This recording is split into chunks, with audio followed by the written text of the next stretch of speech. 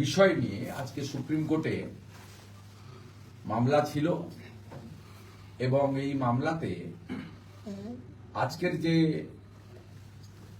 Interim judgement এসেছে সেই বিষয়ে ইতিমধ্যে ভারতীয় জনতা পার্টির ন্যাশনাল স্পোর্টস পার্সন গৌরব ভাটিয়া দিল্লি থেকে এবং রাজ্য কার্যালয় থেকে আমাদের যিনি মিডিয়া ইনচার্জ আছেন দেবজিৎ সরকার এবং বিশিষ্ট অর্থনীতিবিদ মাননীয় বিধায়ক ডক্টর অশোক লাহিড়ী করেছেন।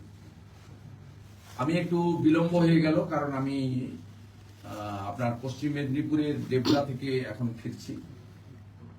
আমার একটু বিলম্ব হয়েছে, আমার আপনাদের সঙ্গে 6:10-15 মতো মিলিত হওয়া উচিত ছিল, যা খানিকটা বিলম্ব হয়েছে। আমি রাজ্যের বিরোধী দলনেতা হিসেবে আমাদের পার্টির যে দিল্লি এবং কলকাতা থেকে যে বক্তব্য রাখা হয়েছে তার সঙ্গে সংযোজন করেই বলবো যে আজকের যে অর্ডার এসেছে, ইন্টারিম অর্ডার, বা যেহেতু শুনানি লাইভ হয়েছে, সকলে দেখেছেন, তাতে খুব পরিষ্কারভাবে প্রমাণিত হয়েছে যে সুপ্রিম কোর্টে খুব দামি দামি লয়ার ইতিমধ্যে তো শত শত কোটি টাকা পশ্চিমবঙ্গের হসপিটালের জন্য উন্নয়ন না করে, চাকরি না দিয়ে, শুধু চুরি দুর্নীতিকে আটকানোর জন্য সুপ্রিম কোর্ট এবং হাইকোর্টে খরচ করা হয়েছে। ঠিক আজকে একইভাবে সর্বোচ্চ যাদেরকে প্রফেশনাল ফিস দিয়ে দাঁড় করাতে হয় তাদেরকে ওনারা দাঁড় করিয়েছিলেন মমতা বন্দ্যোপাধ্যায়, রাজীব কুমার, মনোজ বর্মাকে বাঁচানোর জন্য। এবং সেক্ষেত্রে আজকের এই ইন্টারিম জাজমেন্ট, অন্তর্বর্তীকালীন যে জাজমেন্ট এসেছে, তাতে গত 5 বছরের মতো আজকেও মমতা বন্দ্যোপাধ্যায়ের দুর্নীতিগ্রস্ত এবং তার যে আমলা এবং তার যে সিপি, ডিজি, সিএস, এইচএস আধিকারিকদেরকে ব্যক্তিগত কাজে এবং চোরেদের পক্ষে ব্যবহার করা, সেক্ষেত্রে একটা উল্লেখযোগ্য প্রাথমিক জাজমেন্ট এসেছে বলে আমার মনে হয়েছে। প্রথমত, ইডির বিরুদ্ধে মামলা সব স্টে করেছেন সুপ্রিম কোর্ট এবং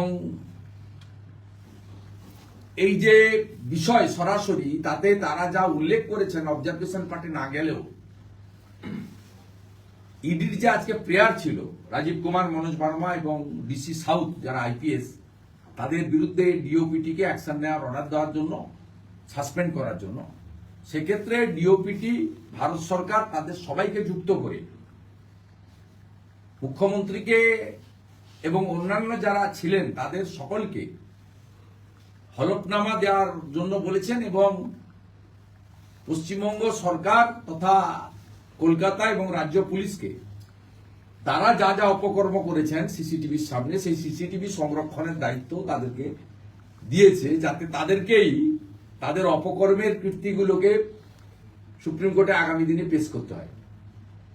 তারা যদি ইরেজ করে মুছে দিয়েও ফেলেন, তাতেও প্রমাণ হবে ওনারা মুছেছেন। আর যদি নিজেদের কীর্তিকলাপ যা আমরা দেখেছি, বুক ফুলিয়ে সবুজ ফাইল নিয়ে যা যা করেছেন, ও তৃণমূলের চোর ডাকাত বিভিন্ন স্তরের ক্যাটাগরির যে চোরেরা আছে, একযোগে আইপ্যাক সহ হুক্কা হওয়ার মতো সেদিন বলেছিলেন যে বাংলার বাঘিনী, আমি কে ওয়েলকাম করি। দ্বিতীয়ত,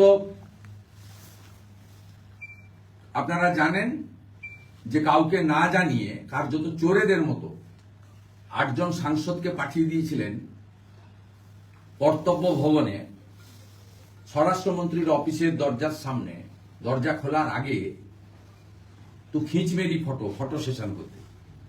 দিল্লি পুলিশ মিনিট 10-এর মধ্যেই যা যা ওষুধ দেওয়ার দিয়েছেন আইনি পথে, ওদের দরকার ছিল ছবি তোলা, ছবি তুলেছেন। তা আপনারাও দেখিয়েছেন যে কলকাতার আজ দিল্লিতে গিয়ে পড়লো, এমন আজ গেছে, আজকে ধোঁয়া বেরিয়ে গেছে। যাই হোক, আমরা ভারতীয় জনতা পার্টির বিধায়করা ঠিক করেছিলাম ফাইল, ল্যাপটপ, আর আজকে তো যুক্ত হলো মোবাইল ফোন,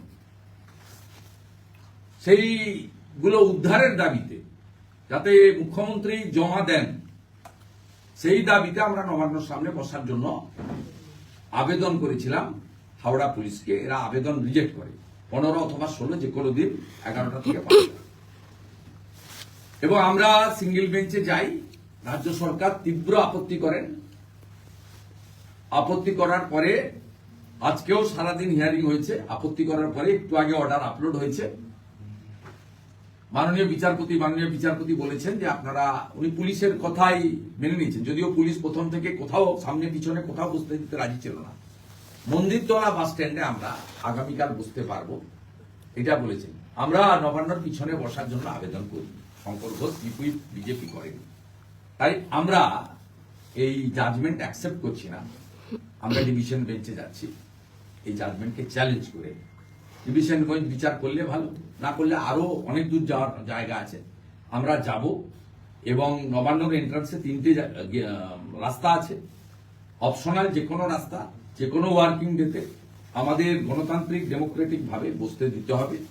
আমরা ফাইল, ল্যাপটপ, আজকে যুক্ত হওয়া মোবাইল ফোন, রাজ্যের প্রশাসনিক কর্তৃক মুখ্যমন্ত্রী যেভাবে ডিজিসিপি চিফ সেক্রেটারিকে নিয়ে তার প্রাইভেট সেক্রেটারি গৌতম সান্যালকে নিয়ে চুরি করেছেন, এর জন্য আমাদের লড়াই আমরা করব। এবং ওরা চোরের মতো গেছিল কর্তব্য ভবনে, আমরা বুক ফুলিয়ে যেতে চাই, দিনের আলোয় যেতে চাই, জানিয়ে যেতে চাই। তাই সিঙ্গেল বেঞ্চের জাজমেন্ট অ্যাকসেপ্ট করে নবান্নর পিছনে মন্দির তলায় আমরা বসছি না। আমরা নবান্নর সামনে বসার জন্য 200 মিটার দূরে বললেও আমাদের আপত্তি নেই। It's hour right, Democratic right. আমরা এমএলএ, চোর ডাকাত নই। আমরা লাউড স্পিকার ইউজ করব না, হ্যান্ড মাইক ইউজ করব, পিসফুল্লি বসবো। 11টা থেকে 5টার জায়গায় যদি 2 ঘন্টাও দেয় তাও আচ্ছা, কিন্তু আমরা আমাদের গণতান্ত্রিক অধিকার আদায়ের জন্য আমরা ডিভিশন বেঞ্চে শঙ্কর ঘোষ যাবেন, এটাই আমি আপনাদের জানাই। শুধু ইডির বিরুদ্ধে যে সমস্ত অভিযোগগুলো আনা হয়েছিল তা খারিজ করা হয়েছে, স্টে দেওয়া হয়েছে, কিন্তু সিবিআই ইডির তরফ থেকে যে তদন্ত চলছে সেই তদন্ত বহাল থাকবে এরকমই এখন মনে করা হচ্ছে, কি বলবেন? হ্যাঁ, তারা তো ক্লিয়ার করে দিয়েছেন, তো লফুল। তার যে সার্চ ছিল, তারা তো ওয়ারেন্ট নিয়েছেন। কলকাতা পুলিশ পশ্চিমবঙ্গ পুলিশকে জানিয়েছিল, মেল করেছে, ডকুমেন্ট তো প্লেস করেছেন। লাইভ লতে সবাই দেখেছে, লুকানোর কি আছে?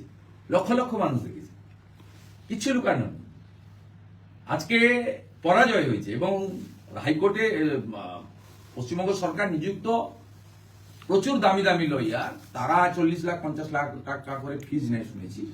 তা আমি অ্যাকচুয়ালি বলতে পারবো না, খুব এটা আমাদের কষ্টের টাকা, ট্যাক্সের টাকা, ধার করা টাকা সব চলে যাচ্ছে। সেই আপনার তারা চেষ্টা করেছিল এই মামলাটাকে হাইকোর্টে ফিরিয়ে আনার জন্য। সুপ্রিম কোর্ট এদের কোনো কথাই কার্যত শোনেননি এবং তারা বলেছে এটা ইনস্ট্যান্ট হতে পারে না, প্রেসিডিয়াম হতে পারে না, গোটা ভারতবর্ষে এটা ছড়িয়ে পড়বে এবং এই সব ধরনের ইনভেস্টিগেটিভ এজেন্সি কোথাও কাজ করতে পারবেন না। সব জায়গায় পুলিশ, ব্যুরোক্রেসি, রাজনৈতিক নেতা, এমপি, এমএলএ, মন্ত্রী, মুখ্যমন্ত্রী তারা দলবল নিয়ে গিয়ে হামলা করবেন। ইডি তো তার পিটিশনে মারাত্মক অভিযোগ করেছে, তার 3 অফিসারের মৃত্যু পর্যন্ত হতে পারত। মমতা পুলিশ বন্দুক নিয়ে গেছিল, এ কোথাও তো তারা পিটিশনে বলেছে। রাজীব কুমার, মনোজ বার্মা তারা যে ডাকাতির নেতৃত্ব দিয়েছেন, ফাইল ডাকাতি, ল্যাপটপ ডাকাতি, আজকে 9তম সংযোজন, মোবাইল ফোন চুরি, এই নিকৃষ্টতম কাজ। অর্থাৎ সবাই দেখেছে। উই আর হোপফুল, বাকি সুপ্রিম কোর্ট নিয়ে কোনো কথা না বলাই উচিত। রাজ্য সরকার যা যা চেয়েছিল সবটা রিজেক্ট করেছে এবং সুপ্রিম কোর্ট তার আইনি প্রক্রিয়া মেনে অভিযুক্তদের আত্মপক্ষ সমর্থনের হলফনামা দিতে বলেছে। আর পশ্চিমবঙ্গ সরকার তার পুলিশকেই বলেছে, সেদিনকার সিসিটিভি তো আর বদলানো যায় না, ফরেন্সিকে চলে যাবে, নয় সেদিনকার ঘটনা সিসিটিভি জমা দিতে হবে, দিলে সবাই চোখের সামনে দেখতে পারবেন, ওদের দেওয়ার ছবিতেই ওরা দেখতে পাবেন। আর যদি মুছে দেন সে সুযোগ আপনাদের আছে, ইরেজ করে দিতে পারেন, সেটাও আপনারা মুছেছেন, প্রমাণ হবে।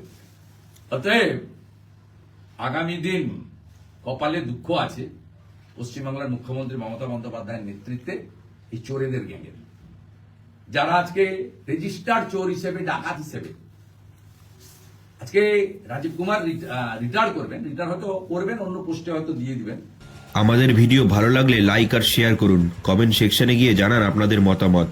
আরও ভিডিও পেতে আমাদের চ্যানেল এখনই সাবস্ক্রাইব করুন এবং প্রতি মুহূর্তের খবরের আপডেট পেতে প্রেস করুন বেল আইকন।